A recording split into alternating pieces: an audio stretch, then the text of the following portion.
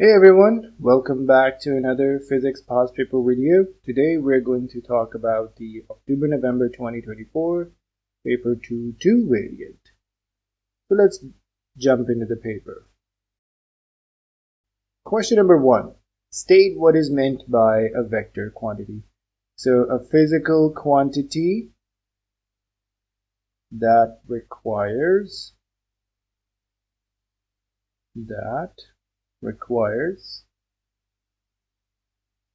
numerical magnitude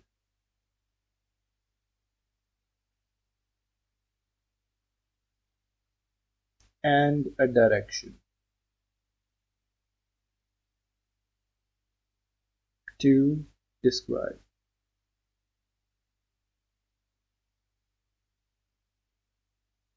Okay. A sphere falls vertically through a liquid that has density 830 kilograms per meter cubed. The sphere has radius r and constant velocity v as shown in figure 1.1. The drag force N acting on the sphere is given by this 6 pi r eta v, where eta is a property of liquid. Determine the SI base units of eta. Okay, alright. So 6 pi is a constant, r is in meters, v is in meters per second, and d is force, so kg meter per second squared. So we just need to make the equation first. So d over 6 pi r v.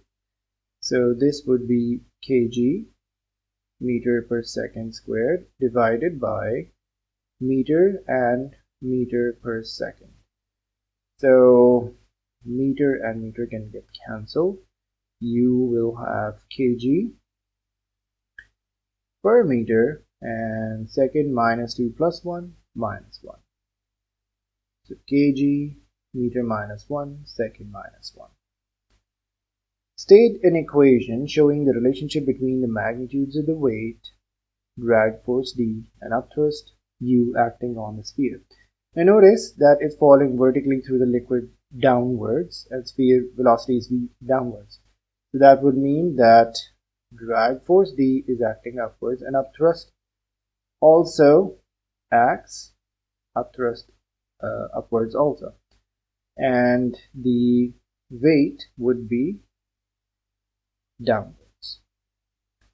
So this would be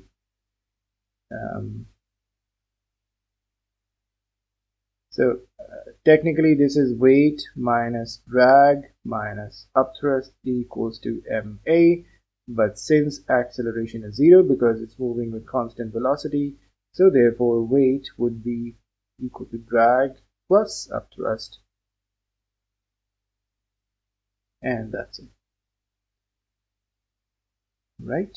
The volume of the sphere is 4.6 centimeter cubed.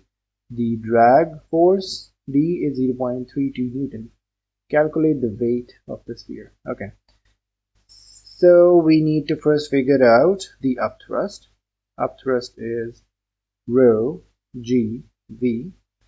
Density of the liquid is given as 830 kilogram per meter cubed.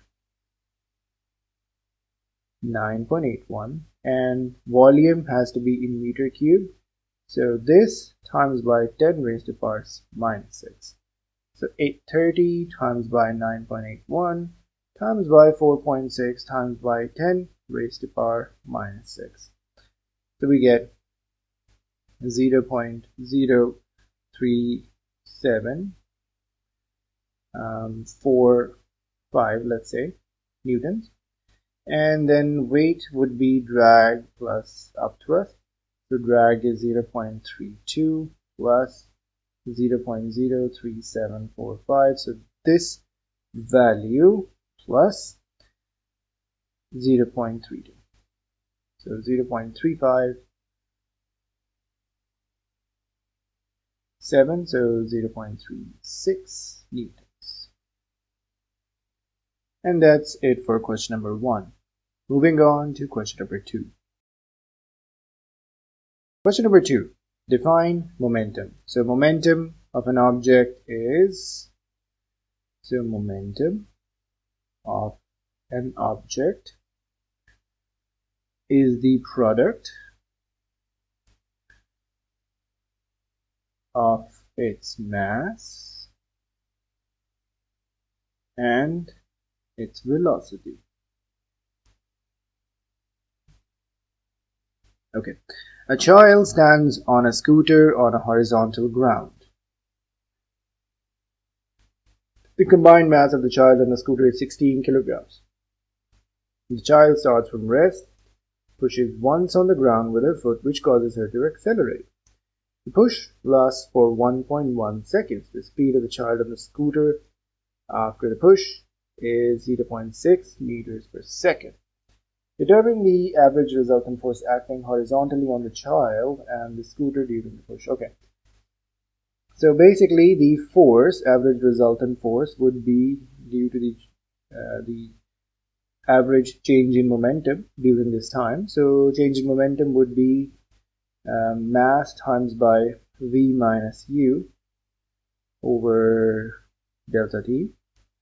So it starts from rest, but after this it's 0.6, and the combined mass of the child and the scooter is 16. So 16 times by 0.60 times by minus 0 divided by the time is 1.1 seconds. So 16 times by 0.6 divided by 1.1. This is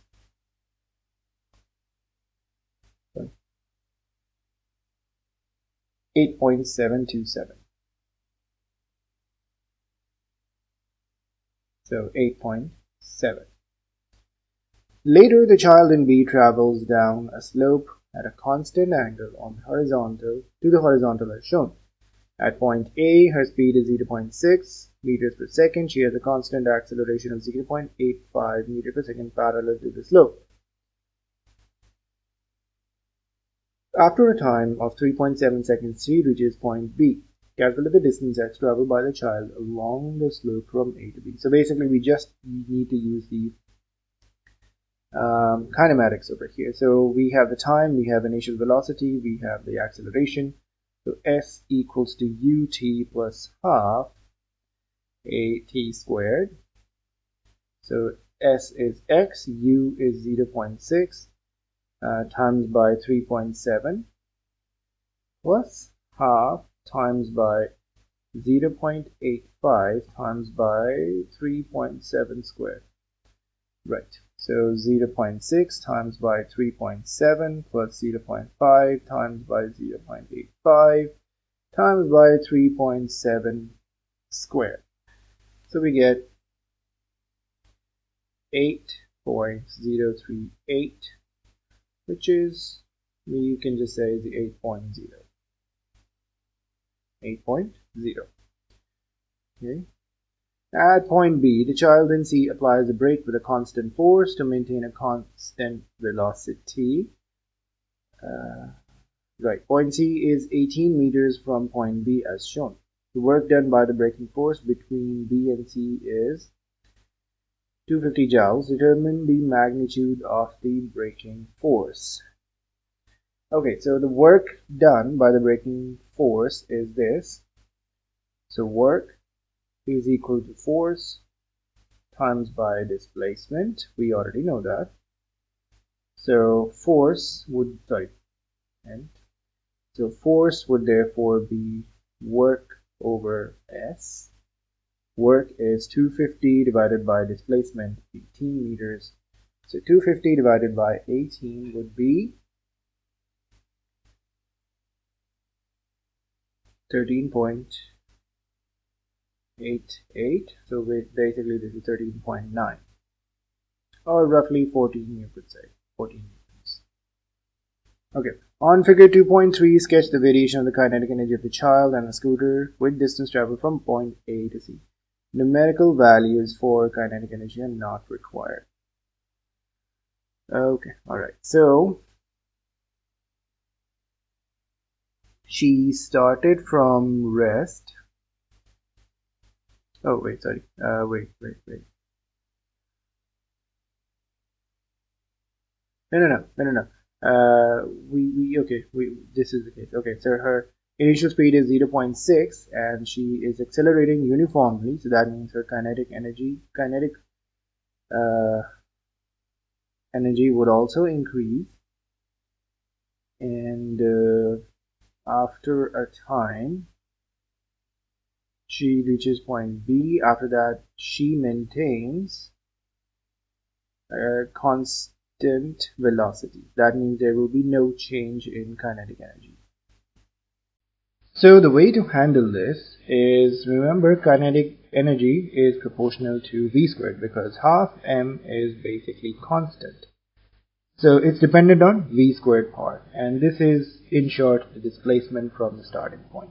So we know the v squared can be related to displacement with this particular formula, where if you notice 2a is our m, this is our x, and this is our c, y-intercept, and this is our y, meaning that this is going to be a straight line from u squared to v squared, which is going to be 0.6 squared, and from x to x plus 18 she maintained a constant velocity, so no change in kinetic energy. So that's basically it. And that's the end of this question. Now moving on to the next one. Question number 3. The variation of stress with strain for a metal P is shown in figure 3.1. Point E is the elastic limit of the metal. Use figure 3.1 to determine the Young modulus for P. So remember, Young modulus is only until the elastic limit is achieved. Actually, where the limit of proportionality exists, or where the proportionality, that means the straight line region, exists. So we basically need the gradient of the straight line, which is ending over here. So 24 10 raised to the power 7 pascals, and this is in percent, so we need to convert this into decimal also. So Young modulus would be 24 10 raised to the power 7 minus 0, 0.01 minus 0. So this would be 24 times by 10 raised to the power 7 divided by 0.01, which is 2.4 10 raised to the power 10. So 2.4 10 raised to the power 10. Okay. On the line in figure 3.1, draw a cross to show the limit of proportionality labeled as point Q. So this is where it was happening. We already made that point. Sorry, over here. So this would be over here. We labeled this point Q. Okay. All right. State conditions necessary for an object in equilibrium. So there are two conditions: resultant force in any direction, or sum of forces in any direction is 0, and sum of moments about any point is 0. Okay, alright. A wire is used to hold a uniform shelf AB horizontally in equilibrium. Okay, alright. The wire is connected to the midpoint of the shelf AB at an angle 50 degrees to the horizontal. Shelf is attached to the wall by the hinge at A.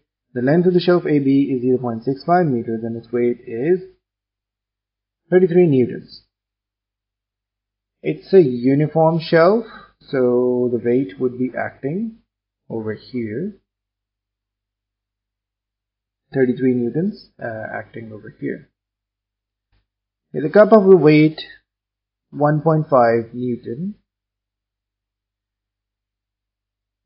rests on a shelf and with the center of gravity at a horizontal distance of 0.12 meters from B. Okay, by taking moments about A, determine the tension in the wire. Okay, so for tension, this is the tension in the wire. So the component of tension that we will take is the perpendicular one, because the one that's passing through this will not be counted because the moment arm would be 0. So T sine 50 will be needed. And both 33 and T sine 50 are at 0.65 meters. Okay, so by taking moments about A, sum of moments about A, anti-clockwise moments, T sine 50 times by 0.65 divided by 2 minus 33 times by 0.65 over 2 minus 1.5 times by 0.65 minus 0.12, which is 0.53. And this is equal to 0 because the system is in equilibrium. Okay, alright. So, we need T, both of these terms can go on the other side. Yeah, so T, we can find the value 0.65 divided by 2 times by sine of 50. So you have 0.24896 minus equals to 33 times by 0.65 divided by 2. This is 429 over 40 and plus 1.5 times by 1.5 times by 0.53. This is 0.795, 159 over 200. Now T would be this value 429 divided by 40 plus 159 divided by 200 divided by 0.24896. So it's roughly coming out to be 46.272, so 46 meters. Okay. The stress in the wire is 1.5 10 raised to the power 7 pascals. Determine the radius of the wire. Okay, so stress is force over cross-sectional area, and the cross-sectional area is basically just pi r squared. So force over pi r squared. So force, so in fact this can be rearranged into r squared F over sigma for stress and pi. Force in the tension that we found was 46 divided by stress 1.5 10 raised to the power 7 times by pi. So 46 divided by 1.5 divided by pi times by 10 raised to the power minus 7. This is the square root. We need to take the square root of this, giving us to be 0.00988. So R would be 0.0000988. So standard form 1, 2, 3, 4, 9.9, 10 raised to the power minus 4 meters. Okay, more items are added to the shelf, doubling the stress in the wire. The wire is made from metal P from A. Wait, metal P from A? Okay, with Young modulus or the graph like this. Okay. Okay, alright. Use figure 3.1 to state and explain whether the wire will behave plastically or is elastically as the stress doubles. Okay. So the current stress in the wire is 1.5 10 raised to the power 7. So 1.5, 10 raised to the power 7. Wait a second. 1.5, 10 raised to the power 7? Right, okay, 1.5, 10 raised to the power 7. Okay, so 1.5 is pretty much very much down. Right over here. This is 1.5. So the double stress would be at 3. So yes, it would behave elastically because as you can see, stress is proportional. Stress and strain ratio is a straight line region. So we will say that where did it go? Okay. The wire will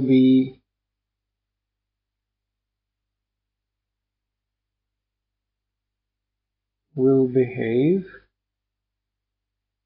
elastically as the new stress is lower than elastic limit. That's it. Okay. Alright, that's for this question. Let's move on to the next one. Question number 4. With reference to the direction of transfer of energy, compare the oscillations of transverse and longitudinal progressive waves. Okay, so although this is pretty straightforward, just to show you that we had this in frequently examined questions also. So we go to this. By reference to direction of propagation of energy, state what is meant by transverse wave, in which the oscillations vibrations are perpendicular to the direction of the wave's energy or energy of the wave. And for longitudinal, they will be parallel to the direction of energy of the wave. Okay, so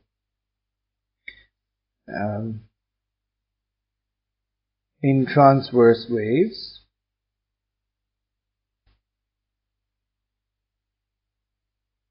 the oscillations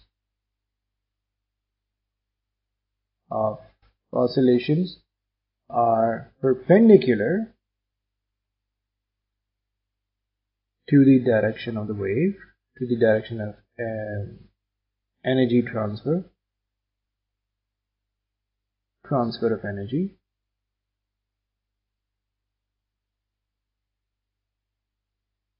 whereas in longitudinal wave, the oscillations are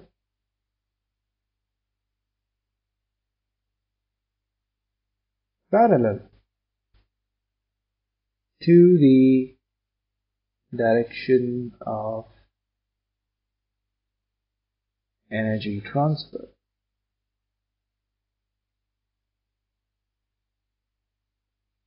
That's it. Alright. A pipe is open at one end and closed at the other with a piston. Piston can slide freely and is at a distance of 4.5 10 raised to the power minus 2 meters from the open end of the pipe. On figure 4.1, draw letter A as the position of the antinode. So this is very straightforward, very clear. And this is node. Speed of the sound in the air is 340 meters per second. Determine the frequency of the sound wave. Okay, so to do this type of question, remember the distance between node to antinode is quarter of a wavelength. And node to node or antinode to antinode would be half the wavelength. So, if we have the wavelength, we can find out the frequency also. So, frequency is V over wavelength, and the wavelength is 4 times by 4.5 10 raised to the power minus 2 meters. So 340 divided by 4 times by 4.5, 10 raised to power minus 2 meters. Right? So 340 divided by 4 divided by 4.5 times by 10 raised to power 2, which is almost 1900. So almost, to two significant figures, this would be almost 1900 hertz. Okay. The piston is moved to the left. The frequency of the sound emitted by the loudspeaker is then changed so that the stationary wave is formed with the same number of antinodes as shown in figure 4.1. State and explain to the change that is made to the frequency of the sound wave. Okay, so basically what we have over here is that new length is greater than the old length, which means that what happens to our frequency? So this was quarter of the wavelength, and this is the new wavelength is still quarter, and the old wavelength was also quarter of the wavelength. So if the new length is higher, that means new wavelength is greater. We know that frequency is inversely proportional to wavelength. So if we compare this on the basis of frequency, so this would be 4 over wavelength, 4 over new old wavelength. We multiply this by speed. Oh no, wait, sorry. No. We need the wavelength. So, this is lambda. So, lambda would be 4L in both the cases. So, lambda O, lambda nu. So, if the new length has increased, so 4L naught and 4L prime. So, the new length has increased because, right, obviously, we already know that.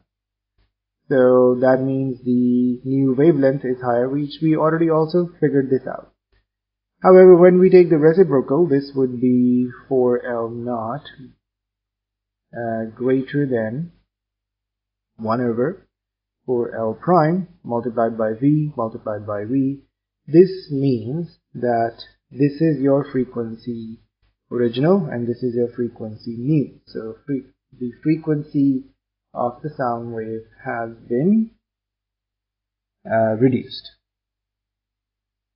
So we have to explain it the same way, basically what we did. So we will say that the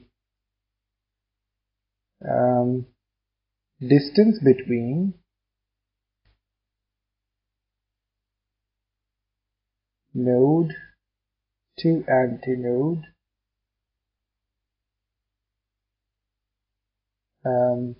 is increased, which increases the wavelength.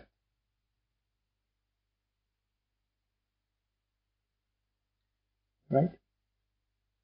Since frequency is inversely proportional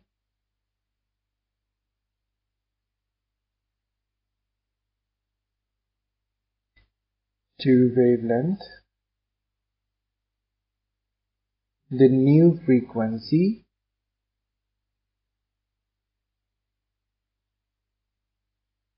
is lower than the original.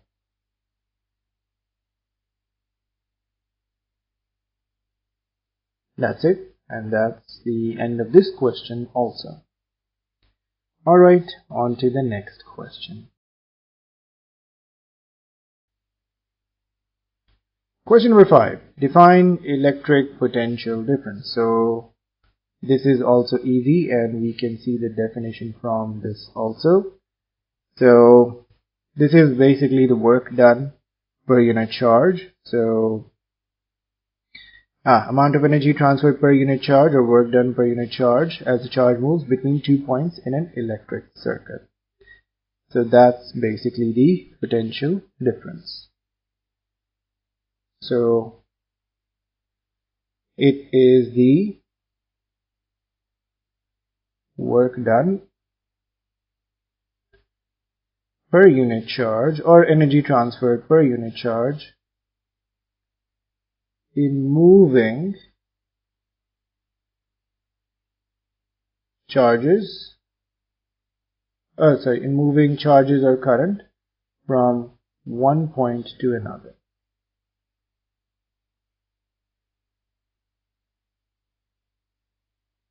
in the circuit.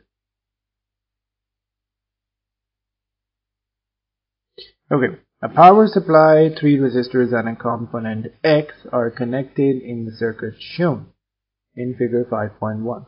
Right? The power supply has an electromotive force EMF of 230 volts and negligible internal resistance. The current in the power supply is 7 amps. Okay. Identify the component X. So if you don't know, this is the symbol for electric heater, and I think we can find this in the syllabus also. Let's see. Yeah, so basically as you can see, this is the symbol for the heater. Alright, so heater. Show that the potential difference across the resistor of resistance 0.86 ohms is 6 volts. Okay, so what we can do now is wait. What do we have? The current in the power supply is 7 amps. And IR simple. So PD V is equal to IR. So 7 times by 0.86. That is going to be 7 times by 0.86, which is 6.02 volts, which is approximately 6 volts.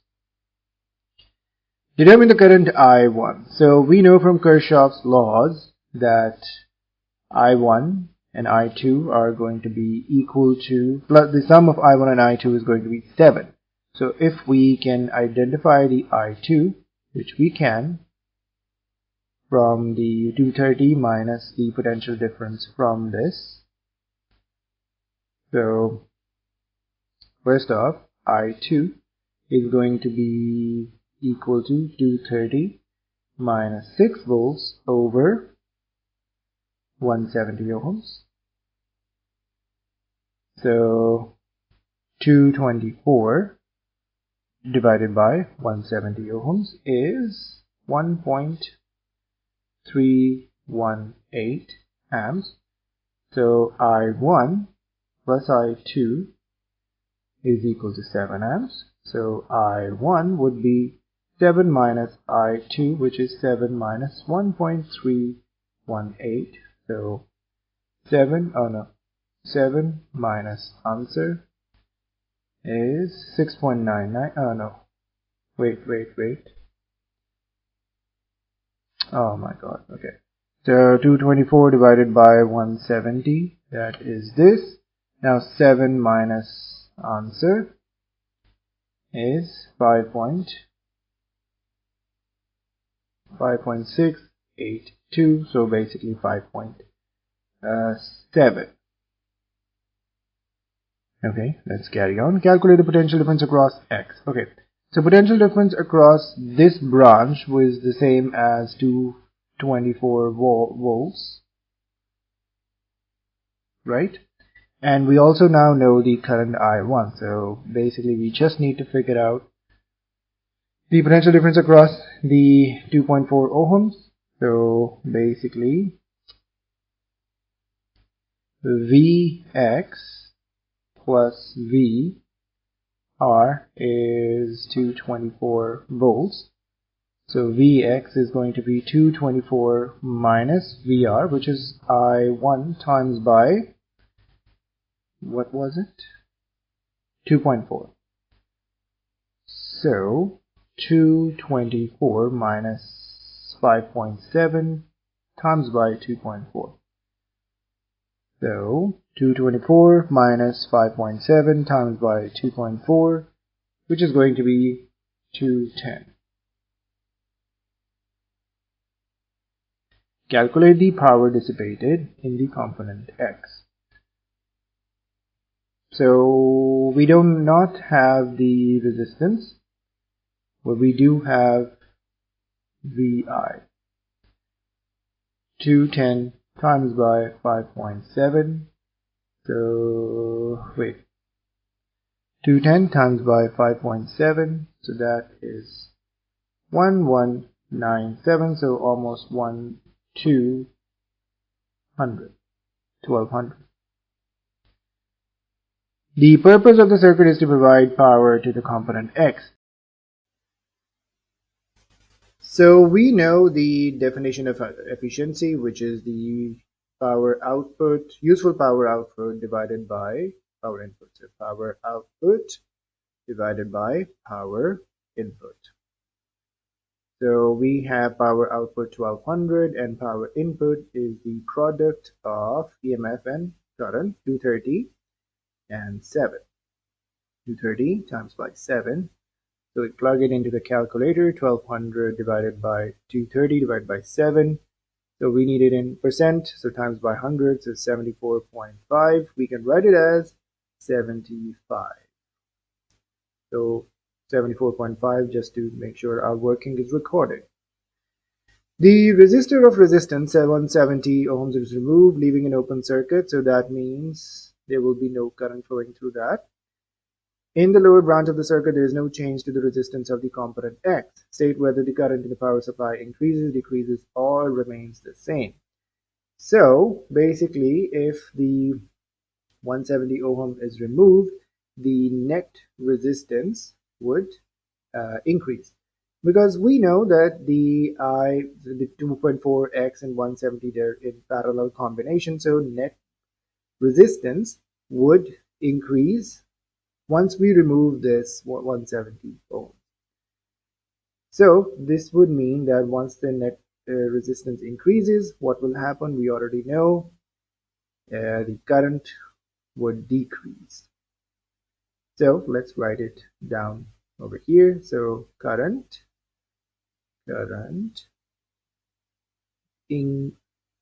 reduced. Okay, and that's it for this question. Let's see the next one. Question number 6. Compare an alpha particle with a beta plus particle in terms of their masses and charges.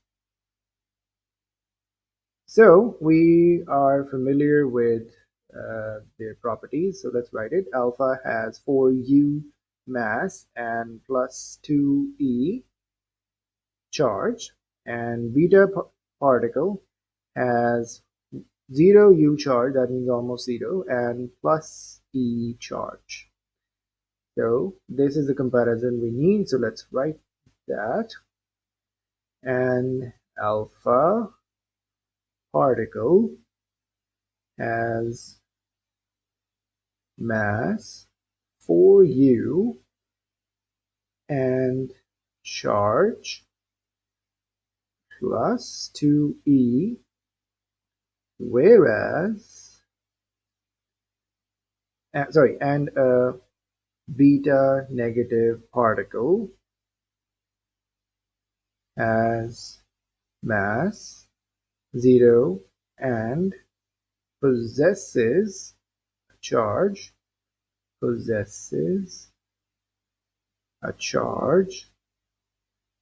of plus e.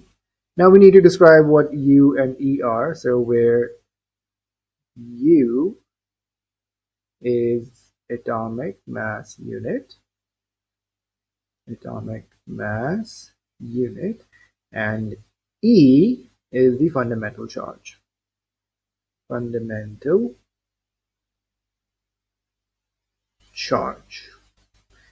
So that's the comparison we need. However, you could do it a little bit qualitatively also, that charge is double, mass of an alpha particle is significantly higher.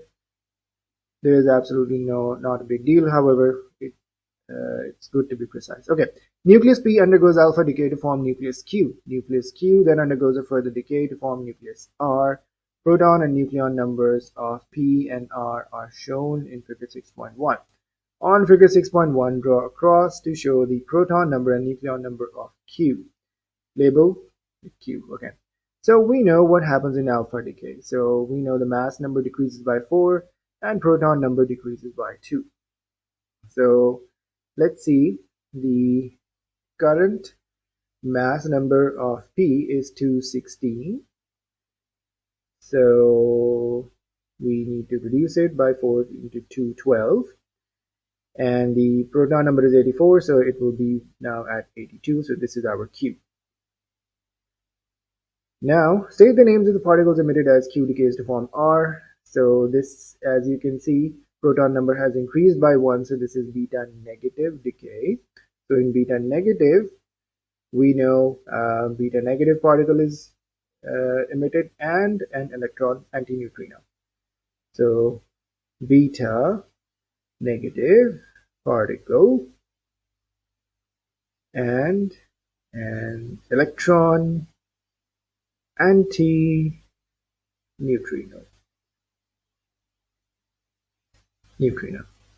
Right.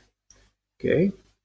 Before the alpha decay, P is traveling at constant velocity. After the decay, Q has a velocity of 1.3 10 raised to the power 5 at an angle 68 degrees to the original path of P. The alpha particle has a velocity of 150 10 raised to the power 5 meters per second at an angle theta to the original path of P, as shown in figure 6.2.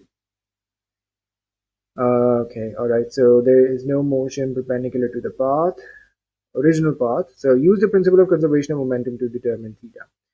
Okay, so we know that there is no previous motion, motion before perpendicular to the original path.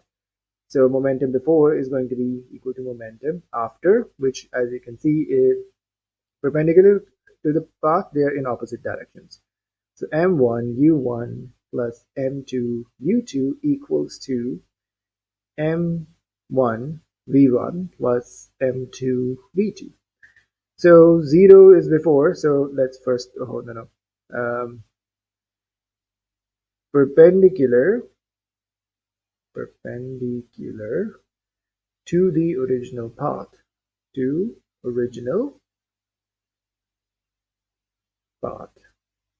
So 0 is the momentum before, so mass of the alpha particle is 4u, and the velocity is 150, 4u times by, what was 150 10 raised to the power 5, okay, and sine theta, 150 10 raised to the power 5 sine theta. Now the other one will be negative because it's in the opposite direction. So going back, Q has mass 212, so 212u. Velocity is now 1.3 10 raised to the power 5 and sine of 68. 1.3, right, 1.3. 1.3 10 raised to the power 5 sine of 68. So as we can see, right, okay, so we can see that u will be cancelled both sides. We don't have to do anything about that. So let's rearrange the equation. 4 times by 150, that is 600. So 600 times by 10 raised to the power 5 sine theta equals to 212 times by 1.3 10 raised to the power 5 times by sine of 68.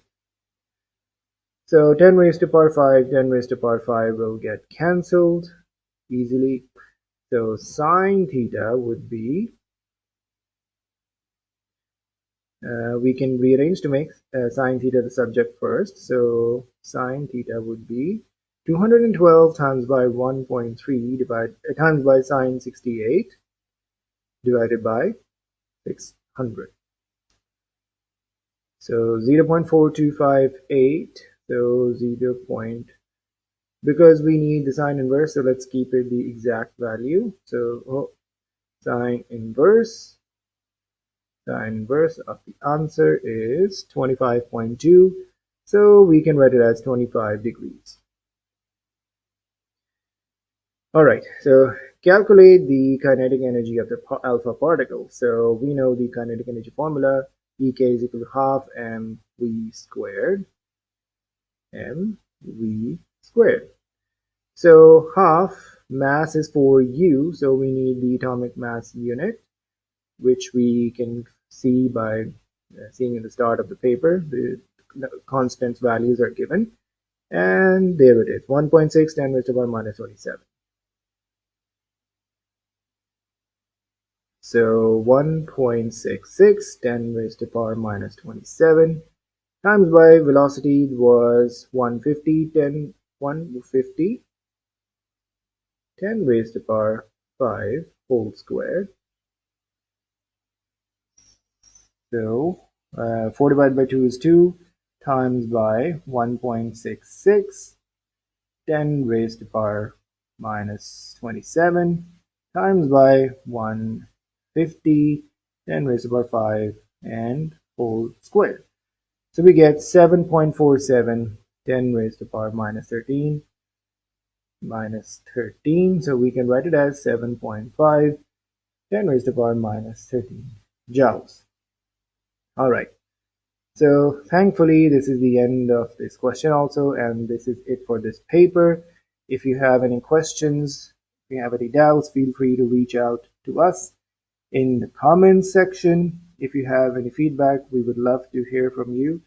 If you would like to request that we do another specific paper, we would love to see that also.